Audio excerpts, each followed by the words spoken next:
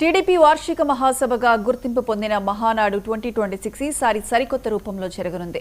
ప్రతి ఏడాది వేలాది మంది నాయకులు, కార్యకర్తల సమక్షంలో ఘనంగా నిర్వహించే ఈ కార్యక్రమాన్ని ఈసారి పూర్తిగా డిజిటల్ వేదికపై నిర్వహించాలని పార్టీ అధిష్టానం నిర్ణయించింది. ఇక ఇవాళ రేపు 2 రోజుల పాటు జరగనున్న ఈ మహాసభను మంగళగిరిలోని పార్టీ కేంద్ర కార్యాలయం ఎన్టీఆర్ భవన్ నుంచి నిర్వహించనున్నారు. ఇక ఇదే అంశానికి సంబంధించి పూర్తి అప్డేట్స్ మా ప్రతినిధి కొండలరావు లైవ్ లో అందిస్తారు. Kondalarao. Good morning Priyanka. Telugu Desam party ఎంతో ప్రతిష్టాత్మకంగా నిర్వహించే మహానాడుకు సంబంధించి ఇవాళ రేపు 2 రోజుల పాటు కూడా హైబ్రిడ్ పద్ధతిలో మహానాడు నిర్వహిస్తున్నారు. టీడీపీ కేంద్ర కార్యాలయం మంగళగిరిలోని కేంద్ర కార్యాలయంలో ముఖ్యమంత్రి చంద్రబాబు నాయుడు జాతీయ వర్కింగ్ ప్రెసిడెంట్ నారా లోకేష్ ఆధ్వర్యంలో ఈ మహానాడు నిర్వహిస్తున్నారు. మొదటిగా నెల్లూరు జిల్లాలో ఈ మహానాడు నిర్వహించాల్సి ఉంది. అయితే ప్రధానమంత్రి పిలుపు మేరకు ఇంధనం పొదుపులో భాగంగా ప్రధానమంత్రి పిలుపు మేరకు నెల్లూరులో జరిగే ఏదైతే మహానాడుని రద్దు చేయడం జరిగింది. దానికి సంబంధించి హైబ్రిడ్ విధానంలో తెలుగుదేశం పార్టీ కేంద్ర కార్యాలయంలో మహానాడు నిర్వహించేందుకు కూడా సన్నాహాలు చేశారు. ఇప్పటికే ఏర్పాట్లన్నీ కూడా పూర్తయినాయి. మరికొద్ది సేపట్లో ముఖ్యమంత్రి చంద్రబాబు నాయుడు సమక్షంలో ఈ ఏదైతే మహానాడు ఉందో ఈ మహానాడు ప్రారంభం కాబోతుంది. మొదటి నుంచి కూడా మహానాడు ఒక పండగ వాతావరణం దాదాపు 44 సంవత్సరాల నుంచి కూడా ఒక పండగ వాతావరణం లాగా మహానాడు నిర్వహిస్తున్నారు. ఈ మహానాడుకు సంబంధించి వేలాది మంది కార్యకర్తలు కావచ్చు, అటు ప్రజలు పాల్గొనే విధంగా కూడా గతంలో రాయలసీమ కడపలో కూడా అంగరంగ వైభవంగా మహానాడు నిర్వహించడం జరిగింది. అయితే ఈసారి ఇంధన పొదుపులో భాగంగా తెలుగుదేశం పార్టీ కేంద్ర కార్యాలయంలోనే మహానాడు నిర్వహించాలని ముఖ్యమంత్రి చంద్రబాబు నాయుడు ఆదేశాలు జారీ చేసిన నేపథ్యంలో ఇవాళ రేపు 2 రోజుల పాటు ఈ మహానాడు నిర్వహిస్తారు. ఈ మహానాడుకి కేవలం ఎవరైతే కేంద్ర పార్టీ మెంబర్స్ ఉన్నారో, రాష్ట్ర పార్టీ మెంబర్స్ కావచ్చు, అటు పొలిట్ బ్యూరో మెంబర్స్ వరకే ఇక్కడ కేంద్ర పార్టీ కార్యాలయానికి హాజరవ్వాలి. హాజరైన వాళ్ళు అక్కడ ఏదైతే ప్రసంగాన్ని ఇస్తారో ఆ ప్రసంగాన్ని రాష్ట్రంలో ఉన్నటువంటి 1875 క్లస్టర్లకు సంబంధించి క్లస్టర్లు ఉంటారు. వాళ్ళందరినీ ఏర్పాటు చేసినటువంటి భారీ స్క్రీన్లు జిల్లా వ్యాప్తంగా కావచ్చు, అటు రాష్ట్ర వ్యాప్తంగా మండలాల వారీగా ఏదైతే క్లస్టర్లకు సంబంధించి స్క్రీన్లు ఏర్పాటు చేశారో ఆ స్క్రీన్లలో దాదాపు ఒక్కొక్క స్క్రీన్ దగ్గర 500 మంది కూర్చునే విధంగా భారీ ఏర్పాట్లు చేశారు. ఇక్కడ ముఖ్యమంత్రి చంద్రబాబు నాయుడు, అటు జాతీయ వర్కింగ్ ప్రెసిడెంట్ నారా లోకేష్ మాట్లాడేది కూడా వాళ్ళందరూ వింటారు. వినటంతో పాటు వాళ్ళు మాట్లాడేది కూడా వీళ్ళు వినే విధంగా ఏర్పాట్లు చేశారు. ఈ భారీ ఏర్పాట్లు చేసిన నేపథ్యంలో అక్కడ అందరూ క్లస్టర్ ప్రాంతంలో ఏర్పాటు చేసినటువంటి కార్యక్రమాన్ని వీళ్ళందరూ తెలుగుదేశం పార్టీ జాతీయ కార్యాలయంలో ఏదైతే ప్రసంగం నిర్వహిస్తారో ఆ ప్రసంగాన్ని వాళ్ళు వినే విధంగా ఏర్పాటు చేశారు. దాదాపు 20 ప్రతిపాదనలు ఈసారి ఈ మహానాడులో నిర్వహించడం జరుగుతుంది. ఆ 20కి రాష్ట్రానికి సంబంధించి 10, అటు తెలంగాణ రాష్ట్రానికి సంబంధించి 4, ఉమ్మడి సంబంధించి ఒక 4, ఈసారి అండమాన్ నికోబార్కి సంబంధించి ఒక ప్రతిపాదన, 20 ప్రతిపాదనలు కూడా ఈ మహానాడులో కూడా ప్రవేశపెట్టనుంది. దానికి ముందుగా ఒక కమిటీ వేసి ఆ కమిటీ తీర్మానం చేసింది. ఆ తీర్మానం తర్వాత పొలిట్ బ్యూరో మెంబర్లు అందరూ కూడా కూర్చొని దాన్ని ఓకే చేయడం జరిగింది. దాన్ని ఈ రోజు ముఖ్యమంత్రి చంద్రబాబు నాయుడు సభలో కూడా ప్రవేశపెట్టినారు. మొదటగా జెండా ఆవిష్కరణ ఉంటుంది. ఆ తర్వాత తెలుగుదేశం పార్టీ స్వర్గీయ వ్యవస్థాపకులు ఎవరైతే ఉన్నారో స్వర్గీయ నందమూరి తారక రామారావు చిత్రపటానికి పూలమాల వేసి వందనం సమర్పణ చేసి ఆ తర్వాత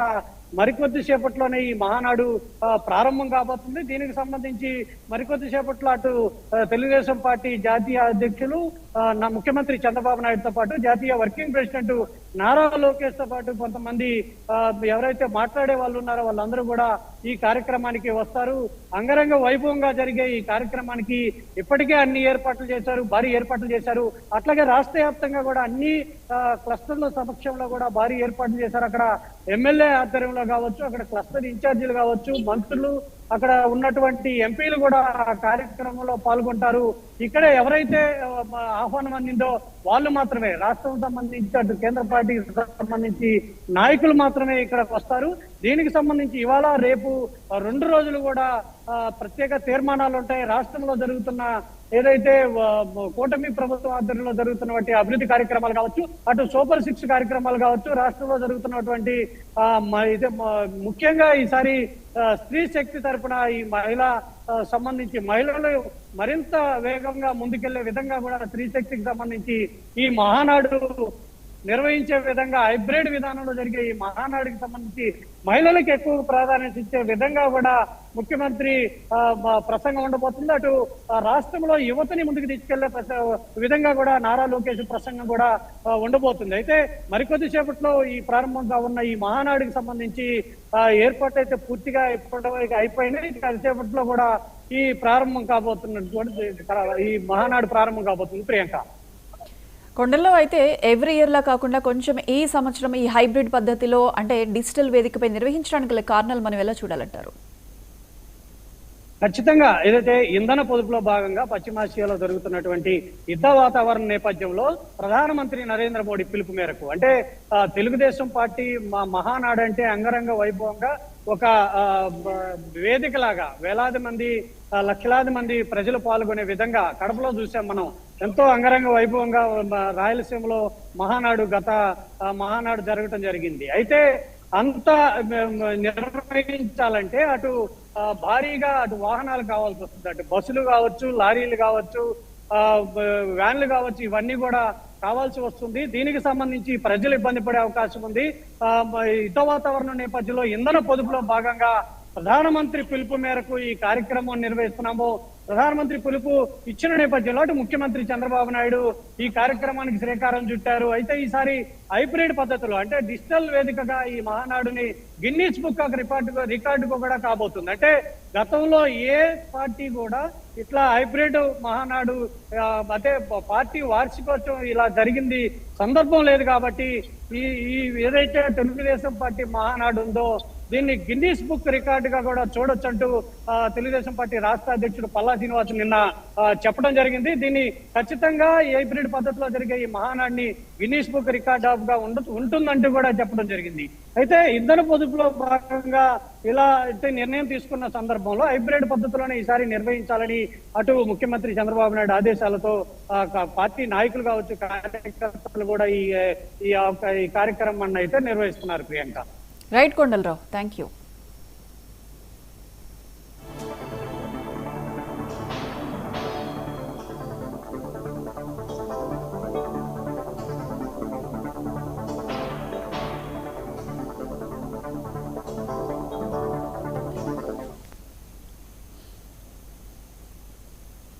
వైసీపీ అధినేత వైఎస్ జగన్ స్థానిక సంస్థల ఎన్నికల్లో పార్టీని మరింత బలోపేతం చేయాలని నిర్ణయించారు.